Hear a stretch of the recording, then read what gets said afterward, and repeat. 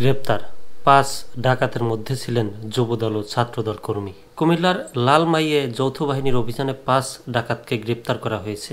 শনিবার ৮ মার্চ রাত ৩টায় গোপন সংবাদের ভিত্তিতে উপজেলার বাকই উত্তর ইউনিয়নের ফরিশচর পশ্চিম পাড়া থেকে তাদের গ্রেপ্তার করা হয়। গ্রেপ্তাররা হলেন উপজেলার বাগমারা দক্ষিণ ইউনিয়নের পশ্চিম অশ্বত্থতলা গ্রামের বাহার মিয়ার ছেলে রাসেল মামুন, রাসেলের ভাই তুহিন হোসেন, নগরীপাড়া গ্রামের রুহুল আমিনের ছেলে জোবায়ের, হারেজ মিয়ার ছেলে ইয়াকুব হোসাইন ও আমিনুল ইসলামের ছেলে রায়হান।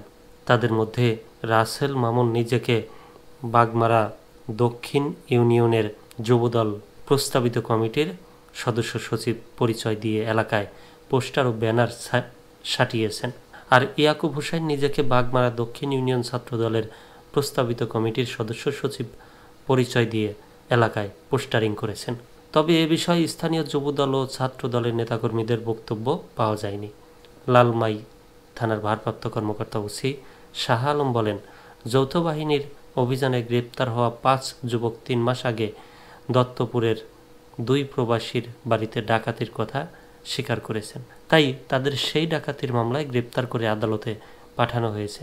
তাদের বিরুদ্ধে জেলার বিভিন্ন থানায় মাদক ডাকাতির অভিযোগ সহ একাধিক মামলা রয়েছে।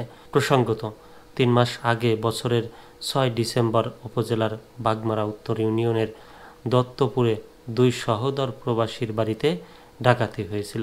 সেই সময়ে ডাকাতরা প্রবাসীদের ঘরের আলমারির তালা ভেঙে স্বর্ণালংকার, নগদ টাকা ও মোবাইল নিয়ে যায়। প্রবাসীদের ভাই ও মাকে মারধর করে এবং পিতার পায়ের রগ কেটে রক্তাক্ত জখম করে। আজকে আরেকটা খবর বললাম যে যুবদলের নেতাকর্মী, বিএনপির নেতাকর্মী ছাত্রদলের এক নেতাকে রগ কেটে দিয়েছেন, পায়ের রগ বা হাতের রগ এরকম কিছু। এখনও দেখছি বিএনপির 2 কর্মী আছেন ছাত্রদলের এবং যুবদলের ইউনিয়ন পর্যায়ের, তারাও একই কাজ করেছেন, রগ কেটে দিয়েছেন। তারা কি শিবিরের নামটা কি বিএনপির গায়ে লাগতে যাচ্ছে কিনা কমেন্টে জানাবেন সবাই, প্রশ্ন রেখে গেলাম।